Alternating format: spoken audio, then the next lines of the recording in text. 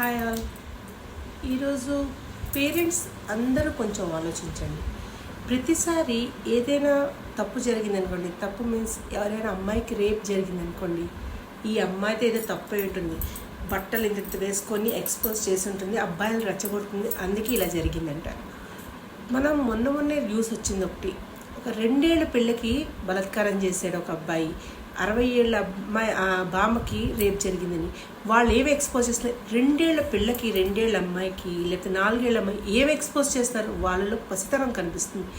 మనం ఎప్పుడైనా అమ్మాయి బయటకు వెళ్తుందని, అమ్మ నేను ఇలా బయటకు వెళ్తున్నానంటే తల్లి కానీ తండ్రి కానీ ప్రతి ఒక్కరు క్వశ్చన్స్ ఎన్ని వేస్తారంటే, ఎన్ని గంటలకు వెళ్తావు, ఎవరితో వెళ్తున్నావు, ఎప్పుడు వస్తావు, వెళ్ళగానే నాకు ఫోన్ చేయని చెప్తావు. అదే అబ్బాయి వెళ్తే ఇన్ని క్వశ్చన్స్ వేస్తావా? ఎందుకు వేరు? అదే అబ్బాయి తిరగడం మానేస్తే సగం దరిద్రం వదిలిపోతుంది. అబ్బాయిల్ని కూడా మనం వెళ్ళినప్పుడు నువ్వు ఎక్కడికి వెళ్తున్నావు, ఎవరితో